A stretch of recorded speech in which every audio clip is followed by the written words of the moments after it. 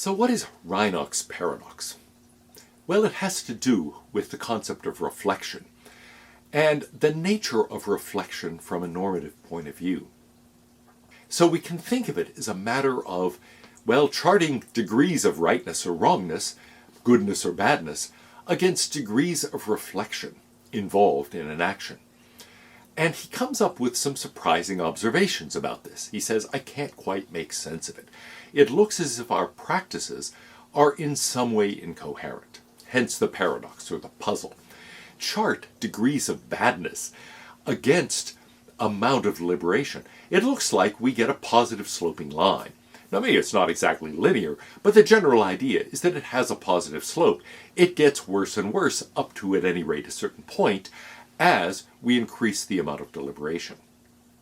How does the goodness of the action vary with the amount of deliberation or reflection or premeditation?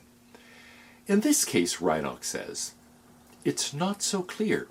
Deliberation seems to make a good action better up to a certain point, and then it starts making it worse. We get something like a curve. And so we don't get anything looking like a line here. If anything, it starts looking more like a parabola. One is just to deny the phenomenon, to say, look, he's wrong about this. Actually, deliberating past a certain point with respect to murder actually makes the murder seem less bad. After all, deliberating for a bit and premeditating seems to make it worse. But if you premeditate for long enough, you might think that surely the person has doubts now about this. And so maybe it's really something they end up doing reluctantly or through weakness of will or in some way not quite sure of their judgment about it. And somehow that seems better than someone who is deliberating and sure of their judgment about it. And so maybe we see with respect to badness the same kind of curve. Or you could exploit this hypothesis, this strategy in the other direction too. You could say, well, actually, no, maybe it's not true that deliberation makes things better for a while and then starts making them worse when they're good. Maybe deliberating for a bit to help doesn't really make it any better, and then deliberating further actually makes it a bit worse. So in any case, you could try to assimilate one of these patterns to the other. No, I'm not sure which is the better strategy there, but it might be possible to say, look, he's wrong about describing the phenomenon. Actually, there is a consistent pattern, and here's what it is. Yeah, Belle agrees. That's her favorite one. Now, the second hypothesis is to say there's a distinction here that's being overlooked between the act and the agent of the action. When somebody deliberates about a wrong action, the deliberation seems to make the person as well as the action seem worse. But if they keep increasing the amount of deliberation beyond that, you might say, well, we don't maybe at a certain point change our evaluation of the action, but we may change, in various ways I suppose, our evaluation of the agent. And so the same thing is true with respect to a good action. A good action that is done after some deliberation rather than simply spontaneously on the spur of the moment without any deliberation at all, maybe that seems better, but maybe the action is just the same. The quality of the action doesn't vary.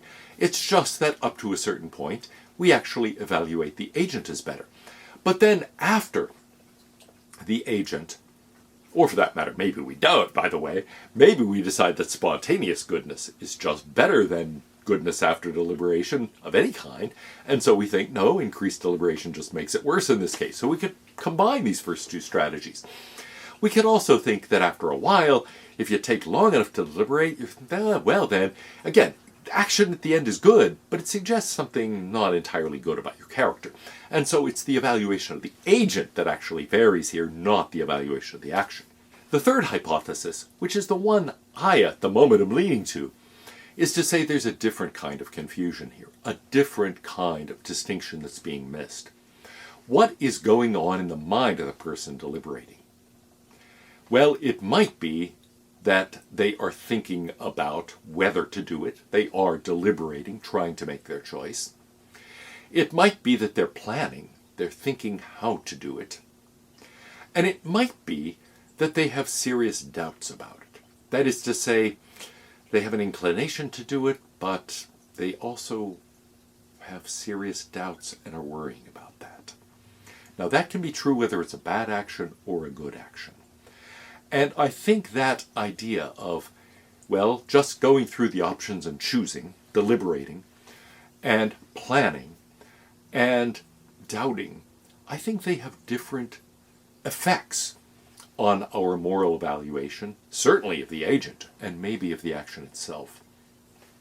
So let's think about the murder. The one done completely on the spur of the moment, well, that says something rather bad about the character of the person. They don't really deliberate, especially about something hugely important. They ought to have better self-control. But on the other hand, if they do premeditate, if they do deliberate, what are they doing? Well, they are making a decision. Presumably, up to a certain point anyway, they're thinking it through. Now, if it takes longer than that, what are they doing? They're either planning, or they're doubting, or both. And I think at this point we respond differently. The person has decided to commit this murder, and here maybe we have to really go to mystery novels to get good examples of this kind of thing, but they carefully have to plan it out how they're going to do it. And so they're engaged in extensive planning. The more extensive the plan, you might think, in some sense, the worse this becomes, or maybe the action just stays bad, and this is something that affects our judgment of the agent, who is willing to commit a significant part of his life to figuring out how to do this terrible thing. Or it might be a matter of doubting, in which case, again, if the person decides to go through with this bad thing, still really bad, on the other hand, you might think better of the agent for having doubted it, for having been reluctant to do it. And so I think we've got a complicated combination of things here. What's going on in the mind of the person? Reflection isn't a simple thing. It might be a matter of deciding. It might be a matter of planning. It might be a matter of making a tentative decision and then having to assure oneself against a variety of doubts. The same thing applies to the good case. You find out that this neighbor is in need. You might help them impulsively. It says good things about your character. You deliberate. You think, gee, what should I do? I think I should help them. And then perhaps you engage in planning, how best to help them. And all of that seems to add maybe to the goodness, at least of the agent, if not to the action. But again, we can differ in our evaluations of whether it's better to be simply spontaneously generous or generous after deliberation. But doubting in this case, is it really worth it? It's kind of cold outside. It's getting dark. I don't want to drive to the store for them. Those doubts, even if you overcome them, seem to make it worse. Let me tell you a personal story in this connection. Many years ago, 41 years ago actually, I was driving home from the university, and I saw a large dog swinging something that initially I thought was a sock or some kind of toy. And as I approached more closely, I realized that was a cat. The dog had this cat in its mouth and was swinging it violently back and forth. Well, I stopped the car, and there was this moment of hesitation on my part.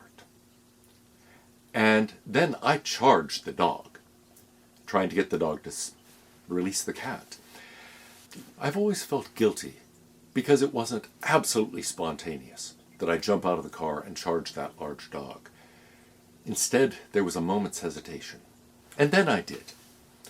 Now, was it deliberation? Well, yes, basically. But there was also a doubt. Like, is it really wise to charge a large dog?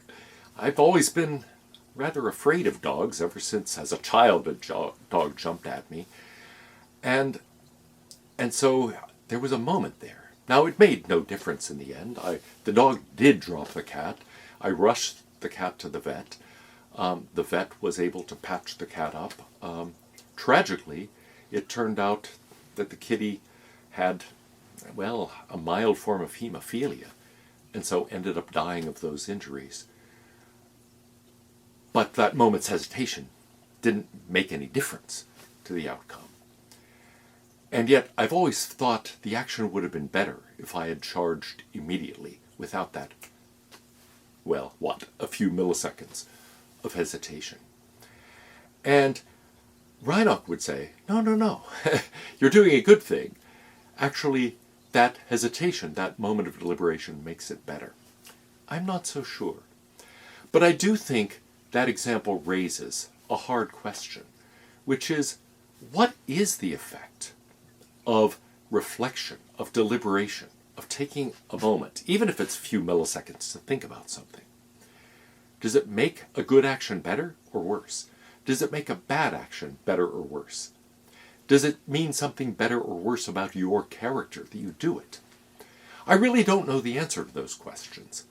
And so, underlying Reinach's paradox, whatever you think about it, seems to me actually a hard and somewhat disturbing ethical question that people other than Reinach haven't really thought about a great deal. We need to think through what the implications ethically are of spontaneity as opposed to degrees of deliberation, reflection, premeditation. And I think it's a hard terrain to understand. So Reinach's paradox we could think of as a first step to trying to understand that complicated and unexplored domain.